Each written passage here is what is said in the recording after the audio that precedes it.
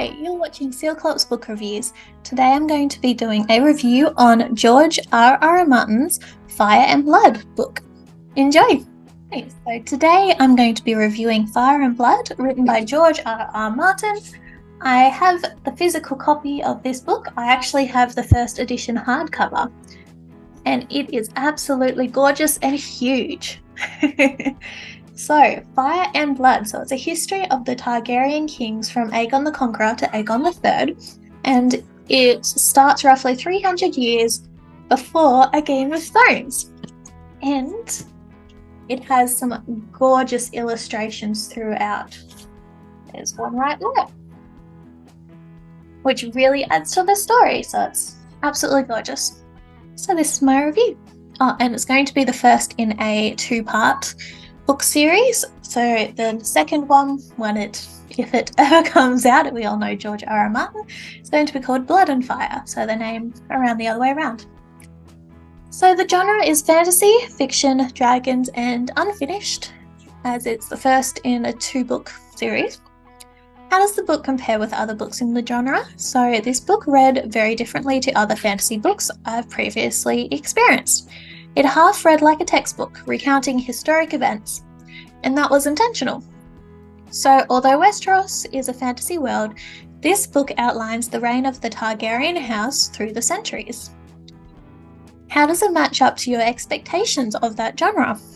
So I wasn't sure what to expect, sorry you can hear my cat, when going into this book. It was definitely different and felt like a non-fiction historical book in a lot of places. In other parts, it was easy to follow into the fantasy world and get swept away. So they purposely made it seem like a historic book with references and citations and such as well, which is quite interesting. So the summary.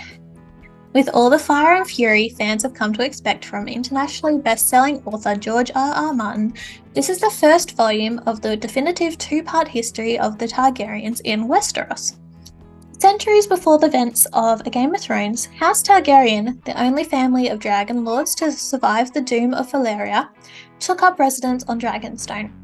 Fire and Blood begins their tale with the legendary Aegon the Conqueror, creator of the Iron Throne, and goes on to recount the generations of Targaryens who fought to hold that iconic seat, all the way up to the civil war that nearly tore the dynasty apart. What really happened during the Dance of Dragons? Why did it become so deadly to visit Valyria after the Doom? What is the origin of Daenerys' 3 dragon eggs? These are but a few of the questions answered in this essential chronicle, as related by a learned maester of the Citadel and featuring more than 80 all-new black and white illustrations by artist Doug Wheatley. Readers have glimpsed small parts of this narrative in such volumes as The World of Ice and Fire, but now, for the first time, the full tapestry of Targaryen history is revealed. Just on a little side note, I also own The World of Ice and Fire, and it really does reference it. There's some paragraphs that are word for word exactly the same, and there's some where it begins the same, and then this volume elaborates in more detail. But also, The World of Ice and Fire provides even more full-coloured pictures to go along with the information, which I found really interesting as well.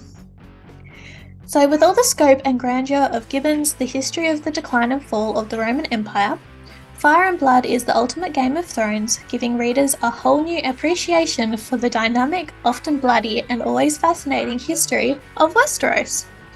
I am sure everyone can hear the cat screaming. I am so sorry. He is in a playful mood, he's playing with his bottle cap. So the analysis, plot and theme. The purpose of Fire and Blood, the first of 2 Targaryen history books, is to outline and elaborate on the history of the Targaryen lineage, to provide further details into the lives of each member of the family, starting from the first 3 Targaryen siblings who moved to Westeros, Aegon I, the Conqueror, and his 2 sisters and wives, Visenya and Rhaenys. Moving down the family tree to cover the first 136 years of the 300-year period, the book ends in the year 136 AC, after the conquest, when the young King Aegon III, the 7th Targaryen king to sit the Iron Throne, finally turns 16 and takes control of Westeros. Having been the king for 5 years prior with no control, Aegon III was quick to dismiss his regents and his aunt, cancelling their plans for a royal progression and taking full control of his kingdom. This drew a lot of controversy and a lot of people are unhappy with this decision. He's also known as the Broken King, so yeah, they haven't elaborated on that part yet. That'll be in the second book. Pacing, emotion, ending, and plot holes. Fire and Blood is quite a large book. I did not read it in one sitting, but instead paused a few times in order to keep my interest. The pacing could get quite slow through the book and also dry as it read strongly like a historic textbook. The world building and background information was amazing, with so much thought and detail put into everything. The book is muttered. I think I meant to write smattered. The book is smattered with amazing illustrations, which do an incredible job to draw you further into the story. The sudden ending of the book, midway through King Aegon III's reign, made me want to read more. However, as with other books by Martin, who knows when the second installment will be released. And instead of doing a main characters, as there were so many throughout this book, this is actually the Targaryen lineage, which is provided at the back of the book over a 2-page spread showing all of the Targaryens that you read about in this book. And right down the bottom here, you see Aegon III, or the unlucky Targaryen. And this is where we stop. So it looks like a lot, but that's only the first half, really, of the history. The recommendation. So for those of you who love to become absorbed in the world of the books you are reading, this may be a very interesting read for you. It has been a few years since I have last read anything from George R.R. Martin, but I was surprised by how easy I was able to pick up where I left off. Starting from the first Targaryens to move to Westeros, this book covers the first half of their family tree, concluding when the young King Aegon III becomes old enough to rule without a regent, beginning the broken reign of the Broken King. And I gave this book 3.5 stars out of 5. So this is a great delve into George R.R. Martin's A Song of Ice and Fire world. The amazing detail will leave you hanging out for the next book. It was a really, really good book.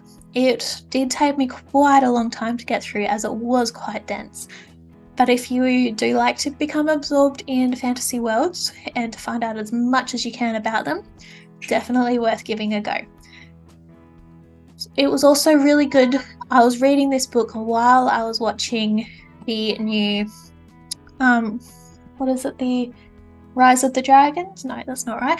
The new Game of Thrones books about the Targaryen based off of these books.